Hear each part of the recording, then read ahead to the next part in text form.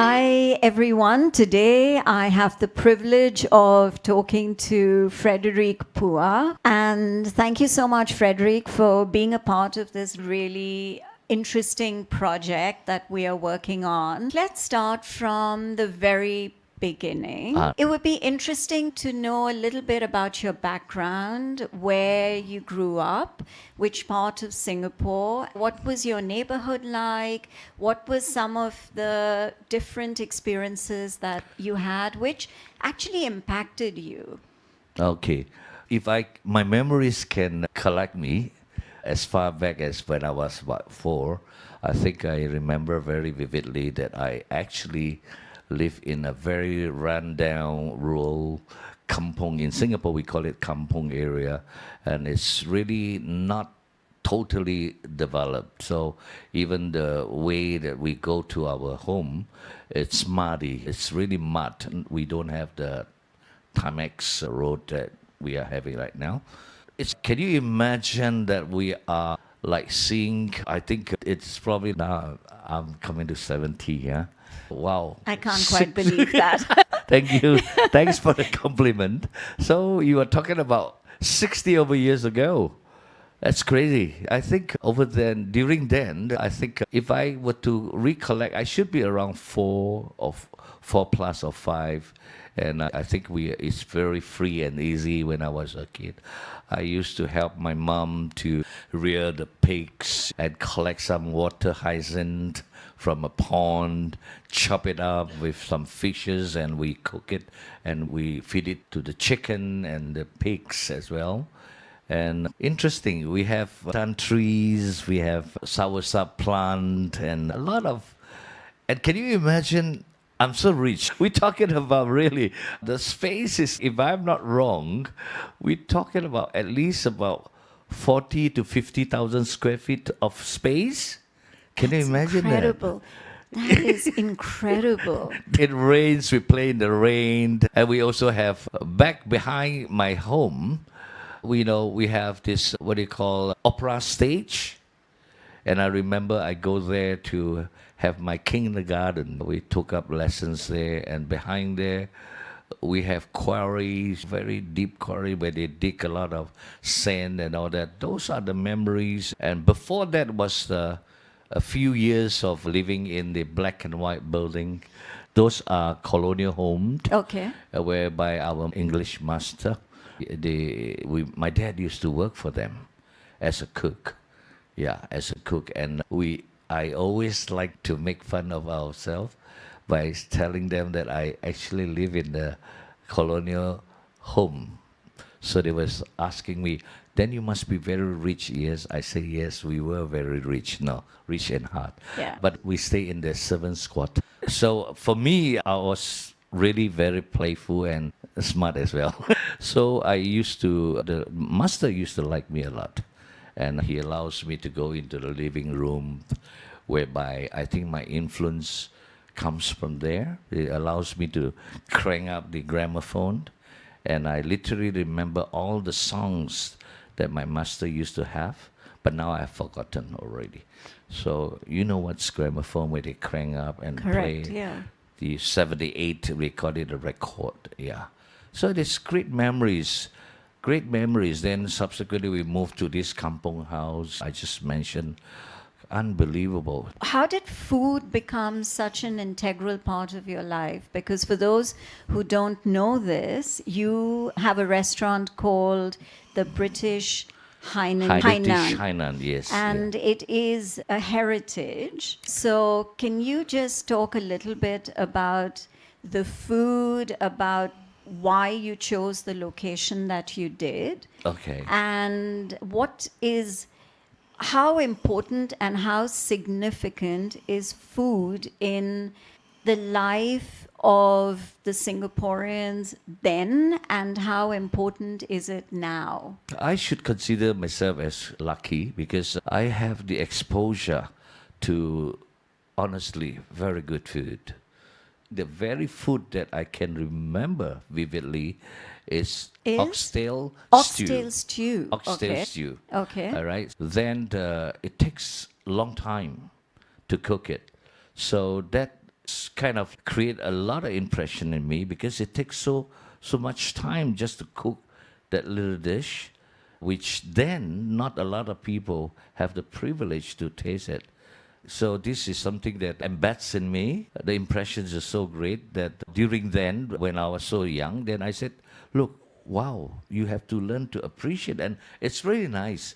The whole length of cooking it is like curing it, to firm it, and you need to season it. And it takes about 15 hours just to present it to the master.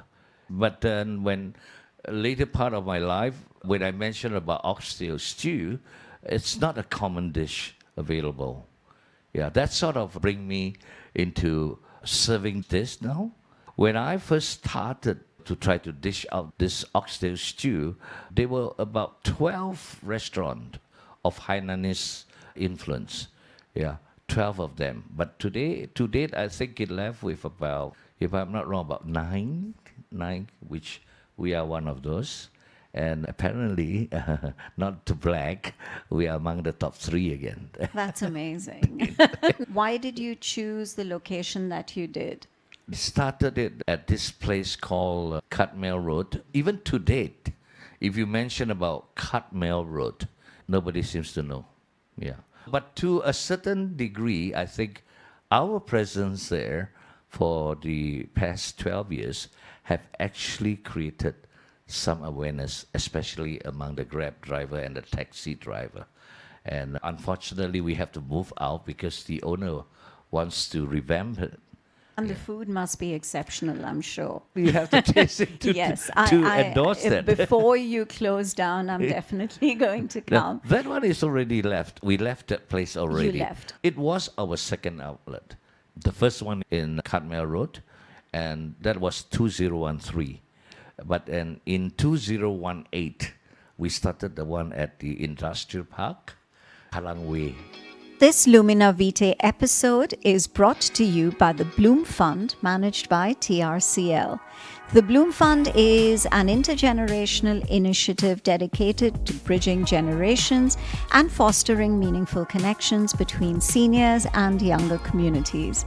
By promoting shared experiences and mutual understanding, the fund aims to reduce social isolation, cultivate empathy, and build a more inclusive and compassionate society.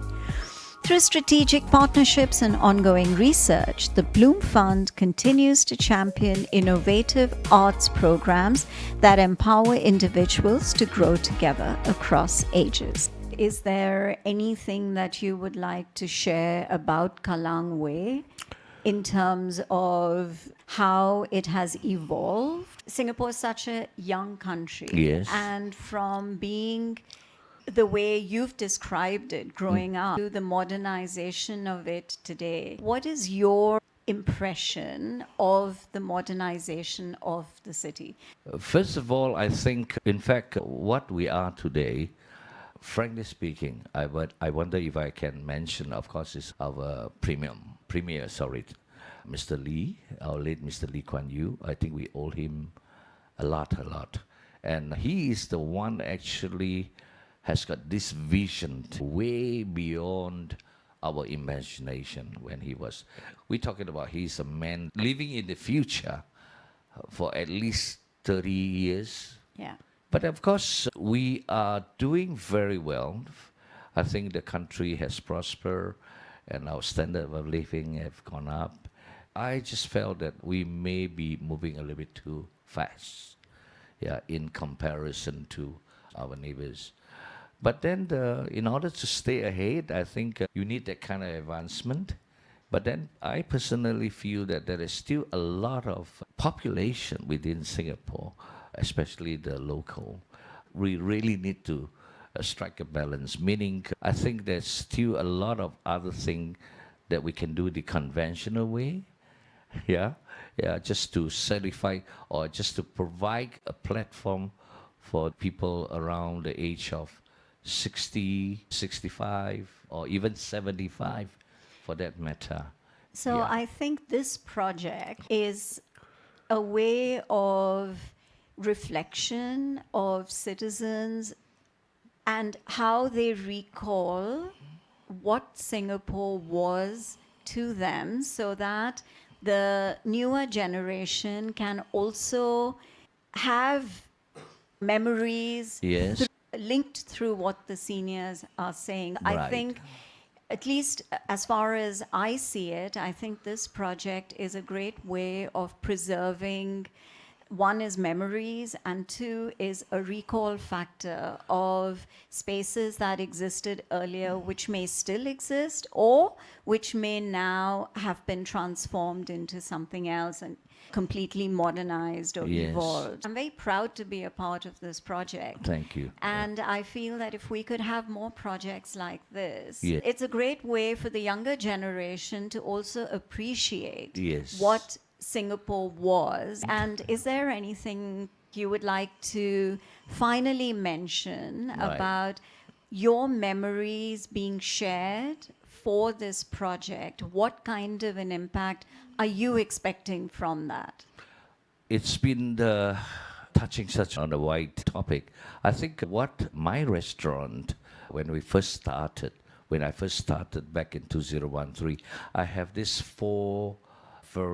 which I felt it's very important, because if you were to visit my restaurant even now, I have a section which I place a lot of vintage stuff and Okay. and things of yesteryears, like oil lamp, a lot of things that relates to memories Right. back in the 40s, 30s, yeah.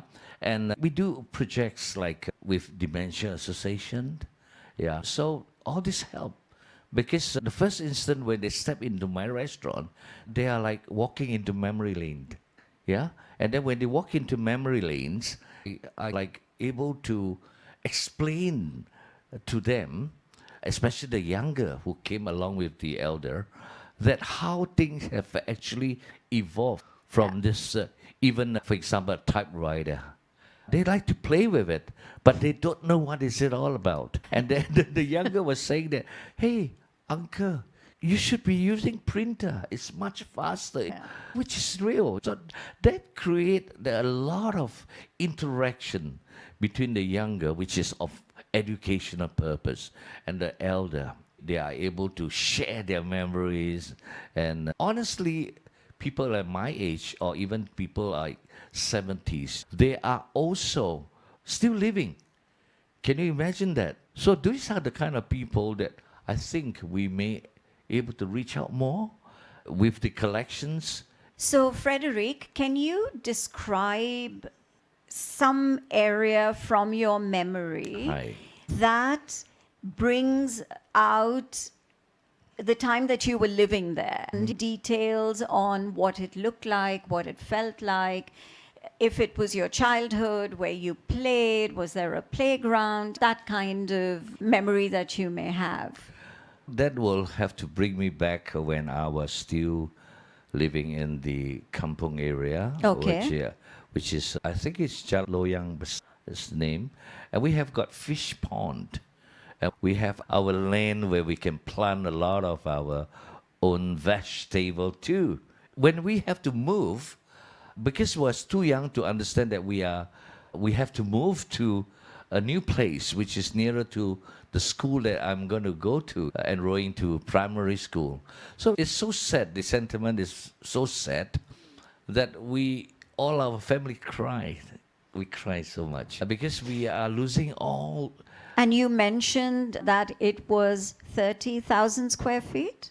About 40,000. About 40,000. 40,000 square So, feet. can you just give a few details on you mentioned a fish pond, Yeah, but yeah. what else do you remember in the 40,000 square feet, other than the pigs and Okay, all of okay, that? So, okay. just like physical things that you remember. I remember our house, Okay. our house. We have a big living room, rundown, but then we have a kitchen by the side, the left-hand side of the living room, and we have a lot of land surrounding. And was there water?